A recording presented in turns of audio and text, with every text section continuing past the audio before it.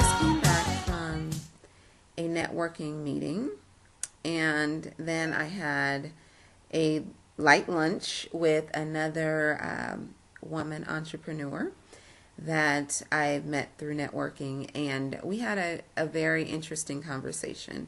And we were talking about some of the things that basic business functions that women need to understand in order to be successful, not only just being successful, but being able to compete and to be able to function without that high level of stress. And one of those things is understanding your scope, the relationship between scope and time and resources. So sometimes we have a project that we want to do, but we're not able to implement it fully because the scope is larger than the time or the resources that we have.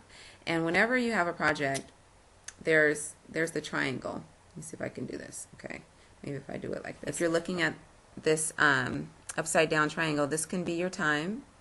This here is your scope, and these are your resources. Time, self-explanatory. How much time do you have to complete the project? Scope, this is your scope over here. Scope is how large is that project? Your resources. How many people and how much money do you have to throw at the project? Because depending on how much time here you have to complete it, that's going to determine if you can get all of this done, your scope, if all that can be done in this time frame. So if your scope is larger than how much time you have, you run out of time, then you need to throw money or people at it. If you don't have that, then you need to increase your time. You need to increase your time frame. So it might take 5 years as opposed to 1 year.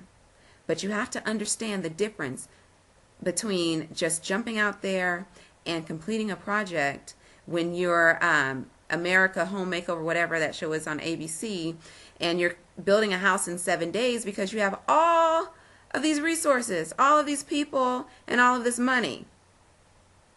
And your scope is so huge. And you only have 7 days.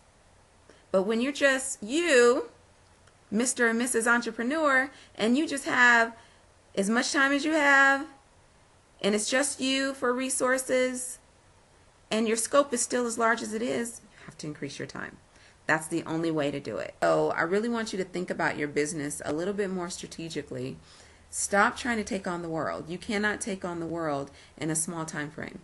It might take you 5 years to reach your goal. So don't look at your short-term gains. I want you to look long-term and just figure out what you can do today. What can I do for the next couple of days? What can I do over the next week, over the next month? What's realistic with what I have, with the time and money that I have? Because if you don't have the money, you obviously can't hire the people in order to make this happen. So I hope that helps you. That's my tip of the day. Thanks.